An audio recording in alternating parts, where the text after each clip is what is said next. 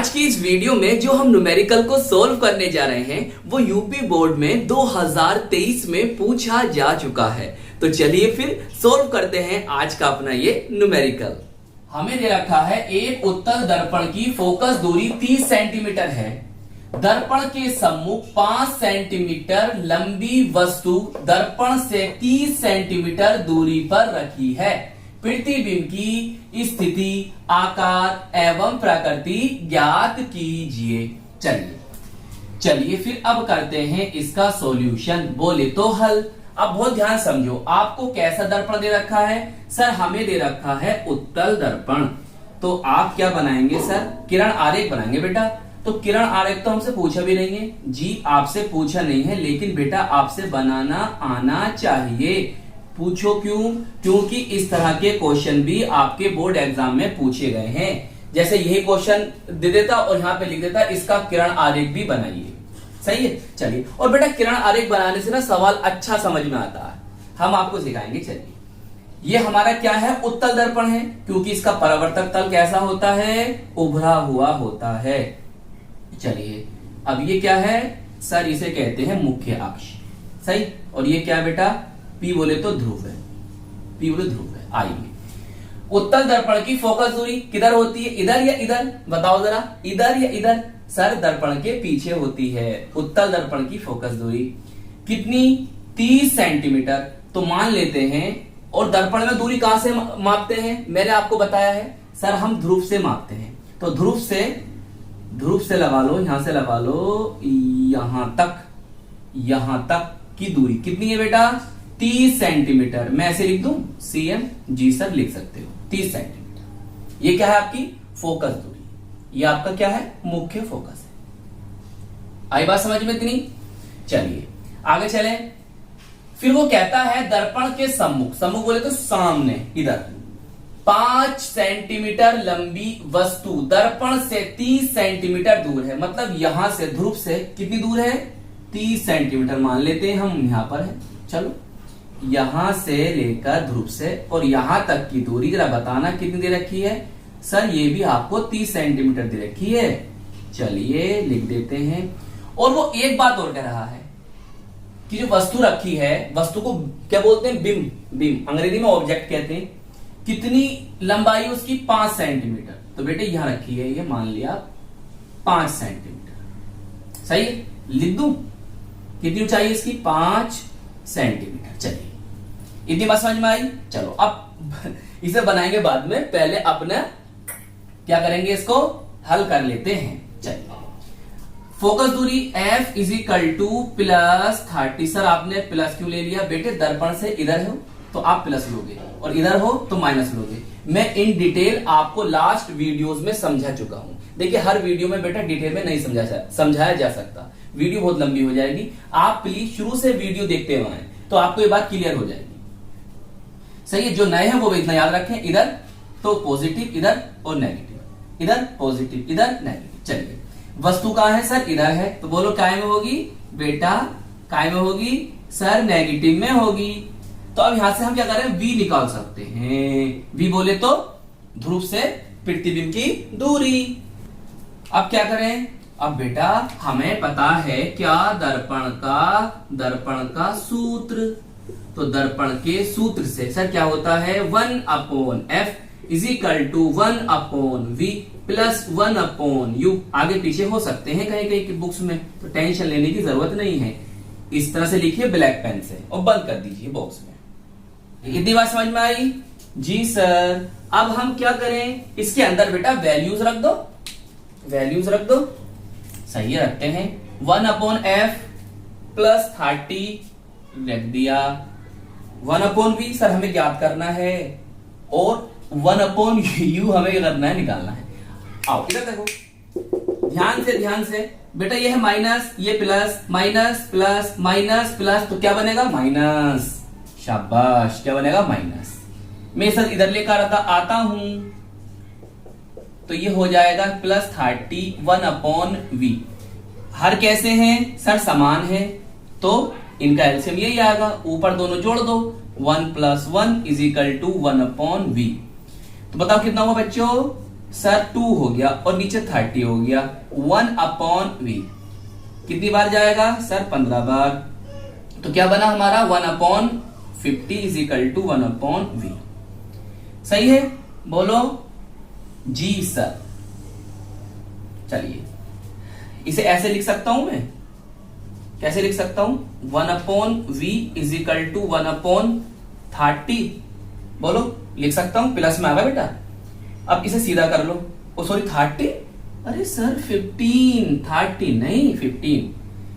अब क्या कर लेंगे, सीधा कर लेंगे, तो v is equal two plus 15, क्या लिखा था हमने वहां पर, सेंटीमीटर, तो यहां भी क्या आएगा सेंटीमीटर। बताइए ध्रुव से प्रतिबिंब की दूरी कितनी होगी सर 15 सेंटीमीटर। मतलब यहां से एक बात क्लियर होगी भाई साहब, क्या होगा, चलो पहले ये उतारो, बाद में बताते हैं, पहले इतना करो, नोट करो, कर लिया नोट।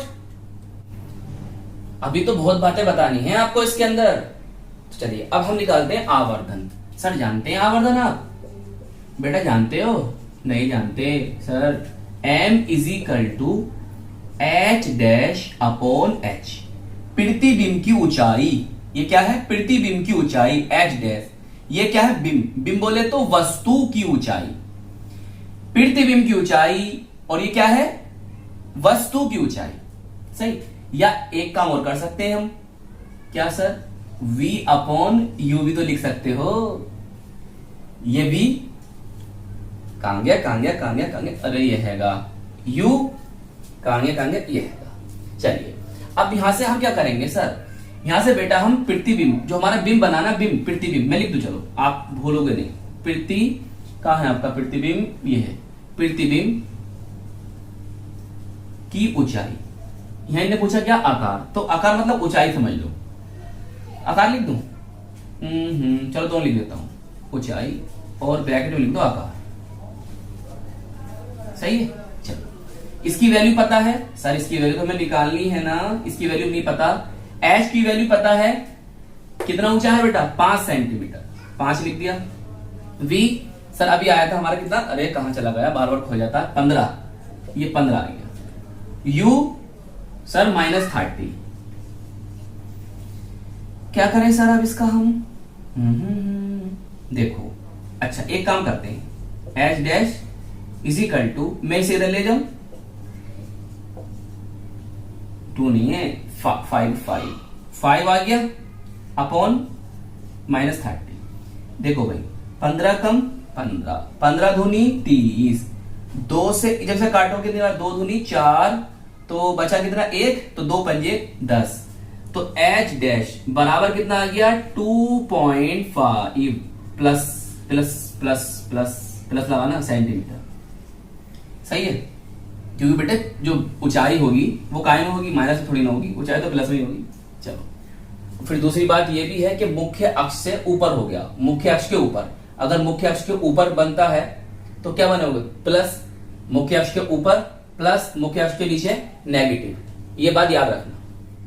चलिए आपका आरेख बन के हो गया तैयार। अब मैं आपको समझा देता हूं क्या पॉजिटिव कहां लेनी थी, नेगेटिव कहां लेनी थी, ये बात भी मैं आपको दोबारा समझा रहा हूं। देखो बेटा कि आपतित प्रकाश चलता है ऐसे, सही है, और आपतित प्रकाश की दिशा में आप जिसकी भी दूरी मापोगे वो आएगी पॉजिटिव। देखिए हम दूरी मापते हैं दर्पण के काय से, ध्रुव से, तो ध्रुव से मुख्य फोकस तक की दूरी फोकस दूरी कहलाती है। तो यहां से यहां चले, यहां से यहां, और आपतित प्रकाश भी ऐसे जा रहा है और तुम माप भी ऐसे रहे हो, तो पॉजिटिव में आएगी क्या फोकस दूरी। समझ में आए, इसलिए हमने लिखा है पॉजिटिव। या ऐसे भी याद रख लो, कैसे, देखो दर्पण के इधर पॉजिटिव और दर्पण के आगे नेगेटिव, मुख्य अक्ष के ऊपर पॉजिटिव, मुख्य अक्ष से नीचे नेगेटिव। बोलो याद रहेगा, सही है। अब देखो वस्तु की दूरी, भाई ध्रुव से हम कहां मापेंगे, ध्रुव से इधर की ओर, और आपतित प्रकाश जा रहा है इधर की ओर, और तुम माप रहे हो यहां से इधर की ओर, आप माप रहे हो इधर और आपतित प्रकाश है इधर, दोनों की दिशा विपरीत, तो आगा नेगेटिव। सही है, आपतित प्रकाश के विपरीत जाओगे तो बेटा नेगेटिव लिखोगे, आगे नेगेटिव। सही है, तो यहां से यहां तक की दूरी कितनी थी बेटा, आपका यू था, ये यू बन जा भाई यू 30 सेंट, हमने लिखा -30 सेंटीमीटर। अब देखो ये क्या है प्रतिबिंब की दूरी, तो बेटा प्रतिबिंब कहां बना, आओ उधर। देखो अवतल दर्पण में आप, सॉरी उत्तल दर्पण में ये बात याद रखनी है कि वस्तु कहां है सर, वस्तु हमारी ध्रुव और अनंत के बीच में है। कहां है? ध्रुव और अनंत के बीच में। जब वस्तु ध्रुव और अनंत के बीच में होगी तो प्रतिबिंब कहां बनता है? बताओ बेटा, आपने बनाना सीखा है नहीं सीखा है? कहां बनता है सर? ध्रुव और मुख्य फोकस के बीच, P और F के बीच। तो यहां बना आपका ये सही। तो बेटा इसकी कितनी दूरी बनी भाई? आपका जो V का मान आया कितना आया सर? यहां से लेकर यहां तक की दूरी है कितनी? 15 सेंटीमीटर आया था। कितना आया था? 15 सेंटीमीटर। और काय में आया था? प्लस में। तो इसका मतलब ये हुआ, क्या हुआ कि प्रतिबिंब की स्थिति क्या होगी सर? दर्पण के पीछे 15 सेंटीमीटर दूर P तथा F के मध्य। क्या होगी? P तथा F के मध्य होगी। चलिए एक पॉइंट क्लियर हो गया। आइए अब आकार की बात। बेटा हमने आकार निकाला था, आप खुद देखो भाई, आपका इमेज बनी ये है, प्रतिबिंब बना ये है, कितना छोटा सा है और वस्तु कितनी है? बड़ी है। तो प्रतिबिंब कैसा है? छोटा है। कैसा है? छोटा है और सीधा है। और कैसा है? दर्पण के पीछे है तो आभासी है। तो आइए प्रकृति में क्या पढ़ा आपने सर? आभासी है, सीधा है, वस्तु से छोटा है। और आकार हमने कैसे निकाला भाई? आकार बोल दे या ऊंचाई बोल दे। कितनी आई थी सर? 2.5 सेंटीमीटर।